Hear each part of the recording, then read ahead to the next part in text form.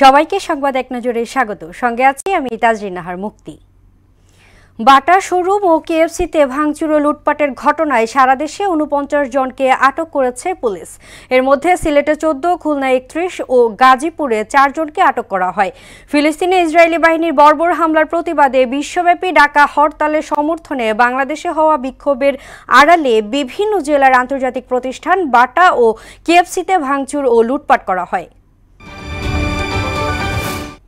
প্রবাসীদের ভোটের আওতায় আনতে একটি কার্যকরী উপায় খুঁজছেন নির্বাচন কমিশন। এক্ষেত্রে বিভিন্ন দেশে চলমান ব্যবস্থা বিবেচনায় রাখার কথা জানিয়েছেন প্রধান নির্বাচন কমিশনার AM নাসির উদ্দিন।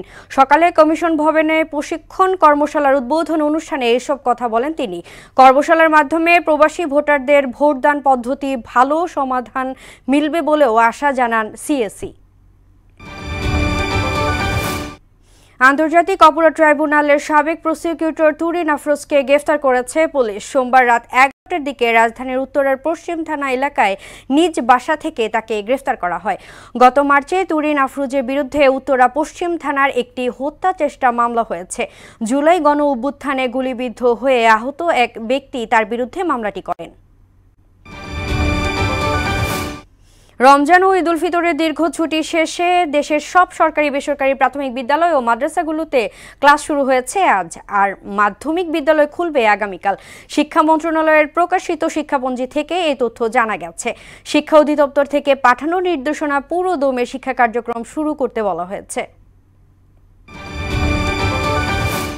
সময়ের সঙ্গে গাজায় বেড়েই চলেছে মৃতের সংখ্যা। সবশেষ রাফা, জাবালিয়া সহ বিভিন্ন অঞ্চলে একাধিক ব্যস্তচ্যুতদের আশ্রয় কেন্দ্রে বিমান হামলা চালিয়ে আরও ৬০ ফিলিস্তিনিকে হত্যা করেছে ইসরায়েল। এদিকে ভারী বৃষ্টিতে সৃষ্ট বন্যার যুক্তরাষ্ট্রের কেন্টাকি, আরকানসাস, ইলিনয় ও ওয়াহিতে ২২ জনের মৃত্যু হয়েছে। তলিয়ে গেছে বহু বাড়িঘর ও রাস্তাঘাট। বাংলাদেশের বিপক্ষে ২ ম্যাচের টেস্ট সিরিজ সামনে রেখে ১৫ সদস্যের দল ঘোষণা করেছে জিম্বাবুয়ে। চোট কাটিয়ে ফিরছেন অভিজ্ঞ অলরাউন্ডার শন উইলিয়ামস। নেতৃত্ব দেবেন ব্যাটসম্যান ক্রেইগ আরভিন।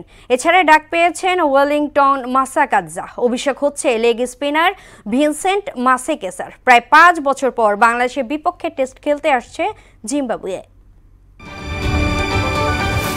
২ মাসেরও বেশি সময় বিরতির পর আজ মাঠে গড়াচ্ছে বাংলাদেশ ফেডারেশন কাপ। প্রথম কোয়ালিফায়ারের বিকেলে ২:৩০টায় কুমিল্লার শহীদ ধীরেন্দ্রনাথ দত্ত স্টেডিয়ামের মুখোমুখি হবে ঢাকা আবাহনী ও বসুন্ধরা কিংস। আর এনিমেশন ম্যাচ লড়বে ব্রাদার্স ইউনিয়ন ও রহমতগঞ্জ। প্রথম কোয়ালিফায়ারের জয়ী দল সরাসরি চলে যাবে ফাইনালে। হেরে যাওয়া দলের সামনে থাকবে একটি সুযোগ। এ ছিল সংবাদ এক নজরে। সবশেষ খবর সবার আগে জানতে মোহনার সাথেই থাকুন। এতক্ষণ সঙ্গে থাকার জন্য ধন্যবাদ সবাইকে।